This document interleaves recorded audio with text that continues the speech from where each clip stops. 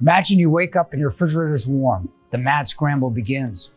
You try to find a service agent, thinking it'll be as quick as ordering groceries online and seeing the Amazon van pull up within an hour. But after calling multiple service agencies and being placed on hold, you get that sinking feeling. Your refrigerator won't be fixed anytime soon. In this video, you'll learn about the problems, pitfalls of what could be a really bad experience and how to protect yourself. That is, if you still can. It's not economically feasible for any company to do warranty service, which becomes your problem. And let me tell you why. I'll be brief.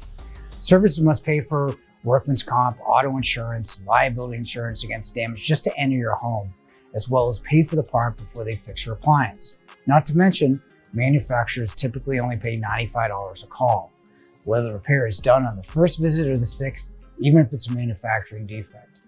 As a result, most retailers exited the service business long ago. Think about Home Depot and Lowe's, the largest appliance sellers in the country.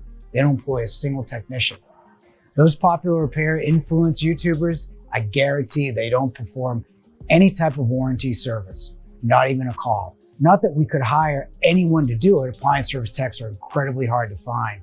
We have 40 technicians and staff and could probably use another 10.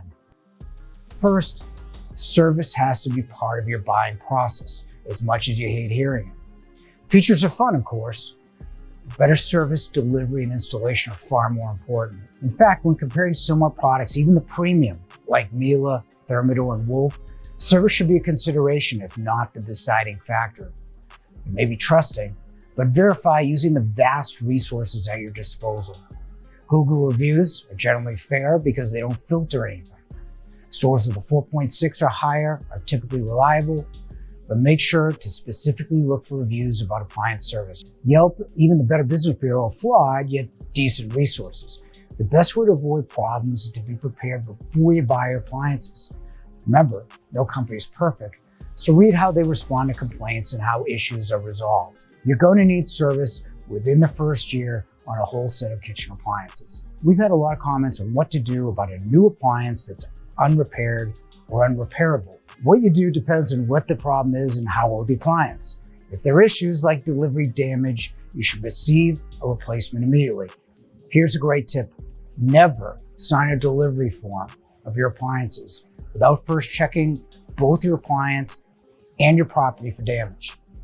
For systems failures such as a refrigerator that's not cooling or a stove that's not working, should be replaced after just one service call. After a year, it gets tricky because the warranty is likely expired. At this point, it's important to remember who you purchased the appliance from and leverage that relationship. You need to reach out to the retailer and ask them to do what's reasonable. You might think that buying from a self-servicing dealer is a good idea because they have more control. Usually that's the case. Unfortunately, many self-servicing dealers don't have the resources to provide adequate service. Most self-servicing dealers, like us, will only fix appliances bought from their store due to overwhelming demand. So that's it.